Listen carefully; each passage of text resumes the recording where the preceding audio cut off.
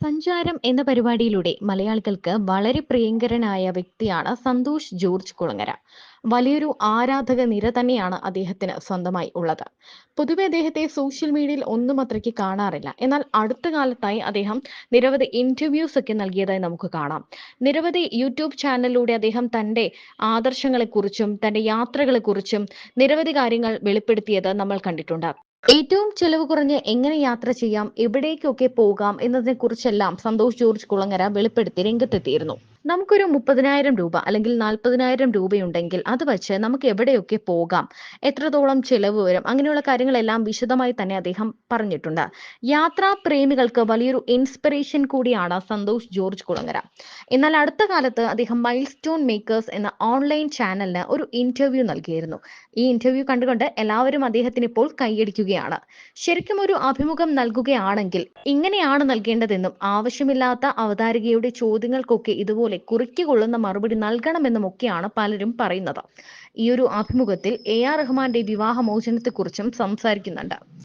റഹ്മാൻ വിവാഹമോചനം നടത്തിയതിനെ പറ്റി എത്രത്തോളം വാർത്തകളാണ് വന്നത് എന്നാണ് അദ്ദേഹം ചോദിക്കുന്നത്.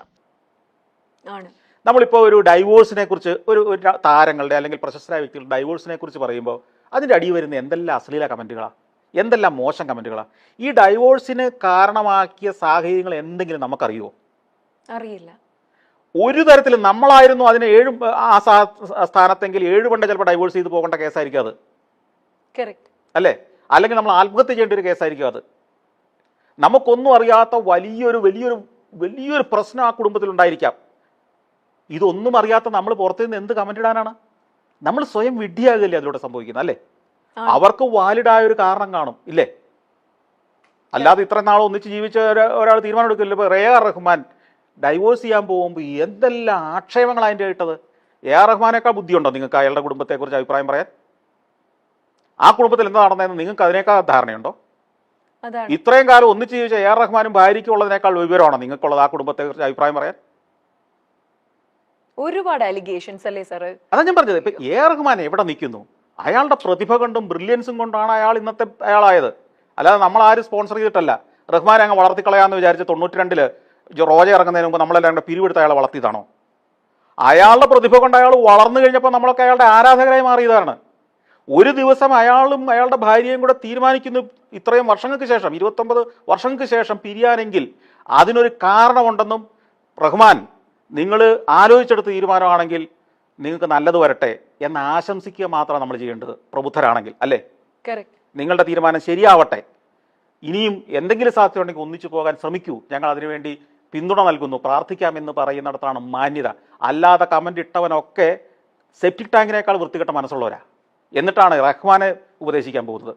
വ്യക്തിഹത്യ ചെയ്യുന്നതിൽ സോഷ്യൽ മീഡിയ മുൻപന്തിയിൽ തന്നെയാണ്. അടുത്ത കാലത്താണ് റഹ്മാന്റെ വിവാഹമോചന വാർത്ത ശ്രദ്ധ നേടിയത്. അതിനെക്കുറിച്ച് എന്തൊക്കെ കാര്യങ്ങളാണ് ആളുകൾ പറഞ്ഞത്? ശരിക്കും എന്താണ് അദ്ദേഹത്തിന്റെ വിവാഹമോചനത്തിന്റെ കാരണമെന്ന് ആർക്കെങ്കിലും അറിയാമോ?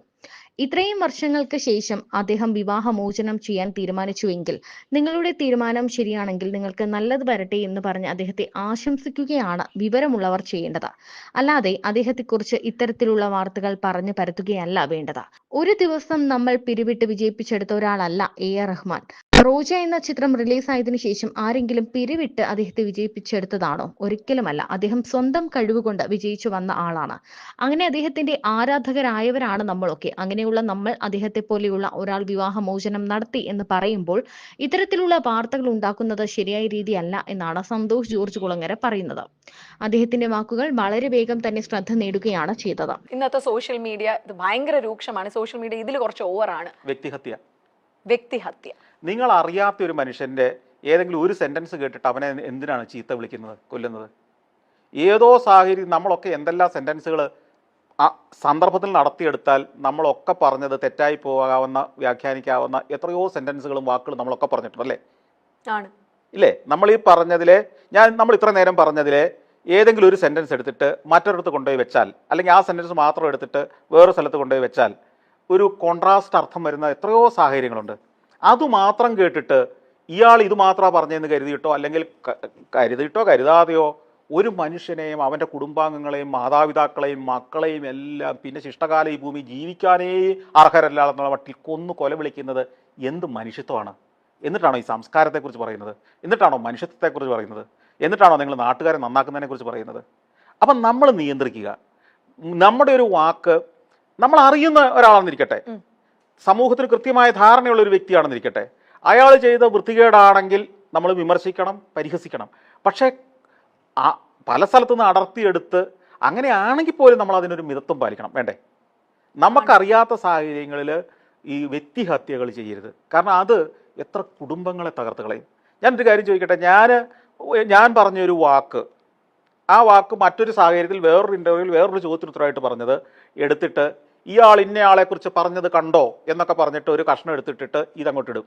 ഇത് കാണുന്ന വിചാരിക്കുന്ന ആൾ അതങ്ങ് വിശ്വസിച്ചിട്ട് എന്നെയും എൻ്റെ കുടുംബത്തെയും എല്ലാം അങ്ങ് ചീത്ത പറയും. ഇതൊന്നും അറിയാതെ ഏതോ ഒരു കോളേജിൽ പഠിച്ചുകൊണ്ടിരിക്കുന്ന എൻ്റെ മകൻ അതവിടെ ഇരുന്നിട്ട് കാണുകയും അവൻ്റെ കൂട്ടുകാർ അവനെ അതിനെ പരിഹസിക്കുകയും അവനെ ആ ക്ലാസ്സിൽ ഒറ്റപ്പെടുത്തുകയാണെങ്കിൽ നിങ്ങൾ ചെയ്ത ദ്രോഹം ആരെയാണ് ബാധിച്ചത്? ഇതൊന്നും അറിയാത്ത, നിഷ്കളങ്കമായ, ഇതൊന്നും അറിയാതെ ജീവിക്കുന്ന ഒരു മനുഷ്യജീവിയല്ലേ അത്.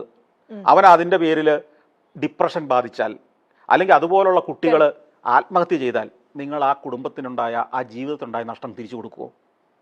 ഇത് ഓരോ ആളും ഓരോ കമൻ്റ് ഇടുമ്പോൾ ശ്രദ്ധിക്കേണ്ട ഒരു കാര്യമാണ്.